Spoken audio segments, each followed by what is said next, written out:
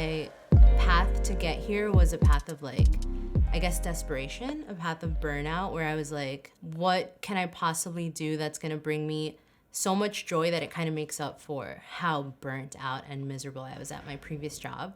So I kind of started thinking all the things that I know, the things that I went to school for, and the things that I'm really passionate about, and how I can build that into kind of like one thing.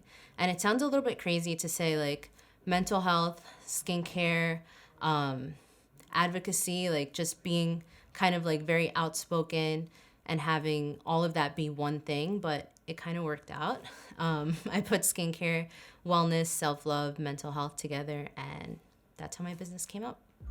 Hi, my name is Bren. I'm a licensed esthetician in New York, and I own my own business, The Bar Skincare. Previously, I didn't even know that this existed. I didn't know that estheticians were a thing. I always thought it was dermatology, med school, or nothing. So I decided to kind of like do a little bit of research and test the waters. I went to school for it at night while I was still working, and I just fell in love. My business started kind of on a whim, deciding, am I going to do this? Am I really quitting my job, my salary job? And every time that I saw a client, I was like, no, this is what I want to do.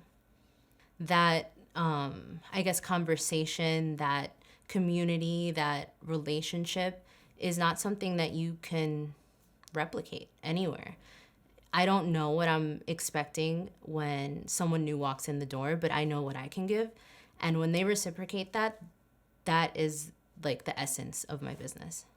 I think that because people strive to be so perfect or perfect looking, and they'll take it as far as they feel they need to look that perfect, it gives people the idea that skincare or the beauty industry in this regard is more of a vanity aspect, where in reality it's more of a self-love or sanity for some people. It's them showing themselves that they care about themselves. It's giving themselves the time of day.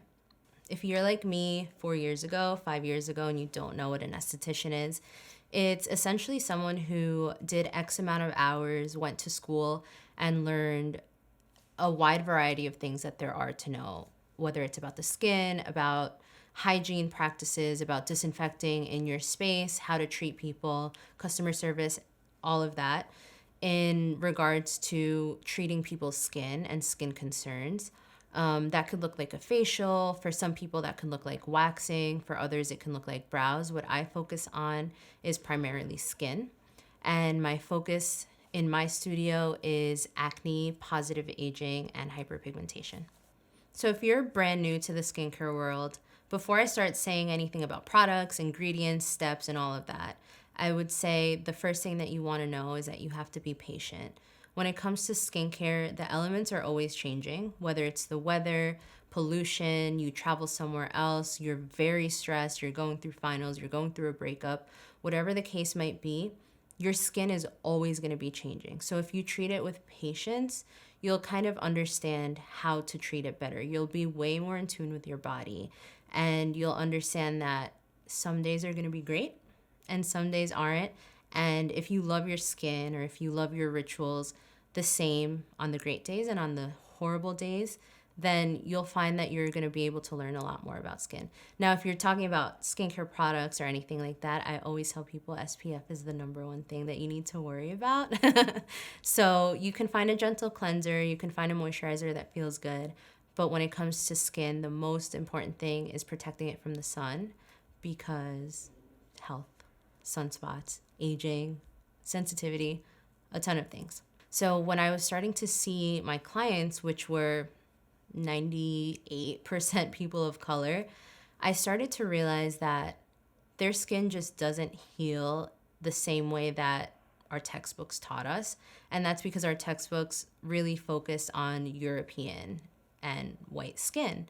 So when it comes to treating something like acne, which is typically inflammation, painful, things that can scar, you can't necessarily just be like, I'm going to strip your skin completely and hope that you heal well. Skin of color doesn't typically heal the same way. So you want to treat it with a lot more care, a lot more knowledge, a lot more patience, and sometimes even more time.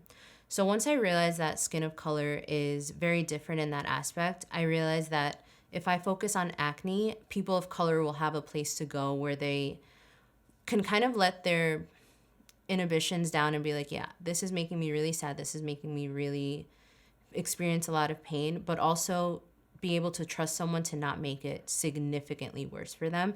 And the same kind of plays in hand with hyperpigmentation, where skin of color pigments way differently than a very light skin tone. So I learned that it's really important to kind of educate our community on that, because primary thing that I always heard from a lot of people is I don't need SPF. And I learned as I studied and as I had different experiences that that's actually not true. And it's also very harmful for our communities to believe that. So I felt like those two were very sensitive areas in skin where I could use my knowledge and my concept of being inclusive, especially for people of color in this space. And when it comes to positive aging, this is the first time anyone is hearing me speak of it that way. It's a term that I kind of thought of a couple of weeks back, actually, because this whole concept of anti-aging is very frustrating to me. I don't think that it's healthy. Aging is good. Every year, every day that we live, we are a little bit wiser. We're a little bit more experienced. So there's no reason to erase that off our face completely or fear aging, most importantly.